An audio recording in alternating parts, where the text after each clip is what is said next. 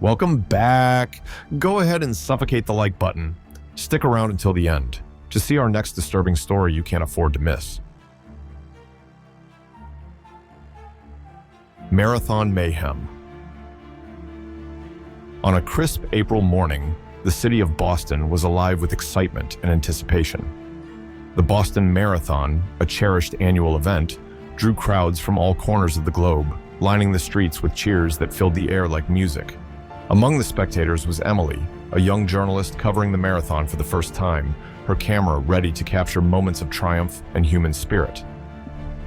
As the runners pounded the pavement, a sense of unity and joy permeated the event, athletes and families alike basking in the shared experience. Emily moved through the crowd, snapping photos and absorbing stories, her heart swelling with pride for her city and its storied tradition. But as the leading runners approached the final stretch on Boylston Street, the unthinkable happened. At 2:49 p.m., a loud explosion tore through the air near the finish line, followed by another just seconds later down the road. The blasts were deafening, the ground trembling beneath Emily's feet as smoke and screams filled the air. Chaos ensued as the joyful cheers turned into cries of terror.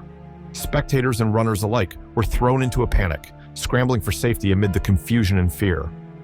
Emily, caught off guard but driven by instinct, began documenting the scene, her camera capturing the sudden shift from celebration to horror.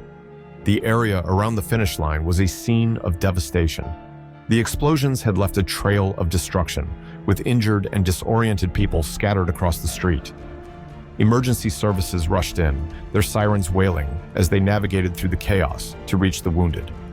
The air was thick with smoke and the metallic tang of blood, a stark contrast to the festive atmosphere just moments before. As Emily continued to photograph, her mind raced with questions. Who would do such a thing? Why attack an event that symbolized unity and endurance?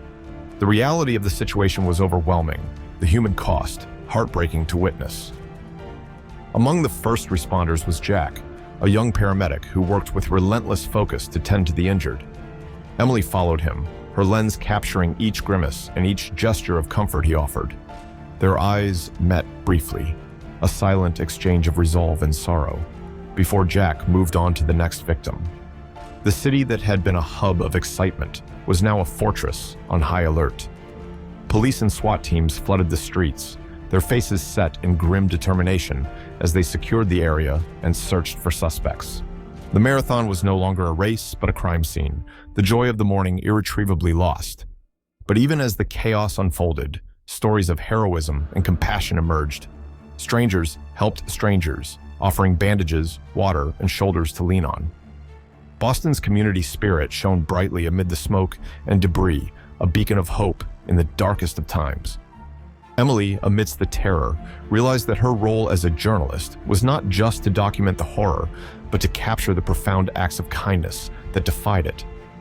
As she clicked her camera, capturing the resilience of the human spirit, she knew these images were as important as the investigation that would follow. The story of the Boston Marathon bombing was far from over. The pursuit of the perpetrators, the healing of the wounded, and the mourning of the lost. All these chapters were yet to be written. But in that moment of terror, the city of Boston had already shown the world its heart, wounded yet unyielding, frightened but unbroken. As the days unfolded, the entire city of Boston became a hive of relentless activity.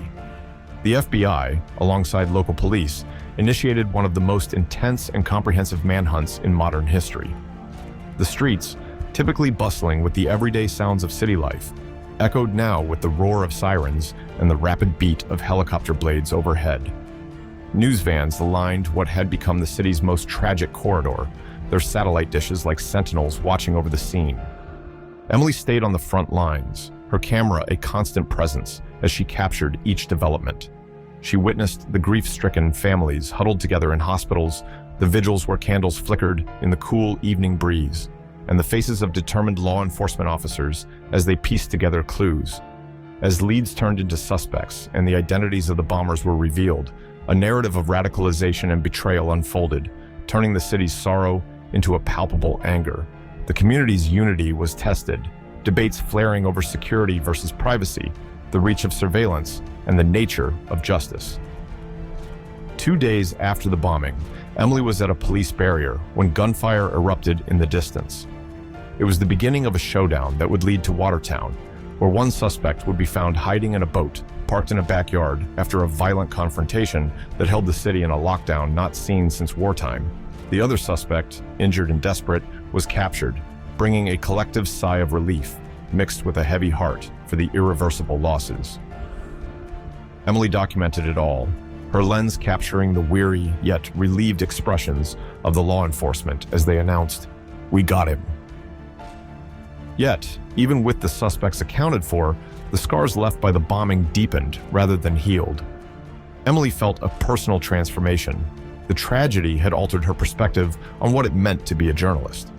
It wasn't just about being first to the news, it was about understanding the layers of human pain and resilience behind the headlines. She dedicated herself to follow-up stories, not just on the survivors' physical recoveries, but on their emotional battles. She delved into the community's efforts to reclaim their beloved marathon and city's spirit, highlighting initiatives that supported victims and their families and programs aimed at combating radicalization. Months turned into years, and as the anniversaries came, Emily's portfolio of post-tragedy recovery became a poignant chronicle of a city's journey through mourning and healing. Her work, deeply human and respectful, earned her accolades, but what mattered more to her were the thank you notes from those she'd featured, saying how her photos helped them see their own strength and hope. As Boston rebuilt and the marathon returned with renewed spirit and tighter security, Emily continued to cover the race every year. Each marathon not just a reminder of the city's darkest day, but a testament to its endurance and unity. The finish line, once a site of chaos, now marked a place of triumph over adversity, a place where thousands ran not just for themselves, but for all who could not. And somewhere among the cheers, the running feet, and the fluttering banners, the city found a semblance of peace, a new narrative woven through the very streets that had borne witness to such sorrow. Emily, camera in hand, knew her work was far from over. The story of Boston, and of every heart it held, was an ongoing saga of pain, resilience, and, ultimately, of an unbreakable spirit.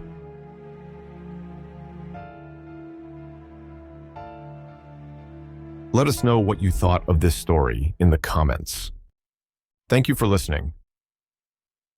Join us tomorrow for a new untold story. Please like, comment, and subscribe for more artificial apparitions.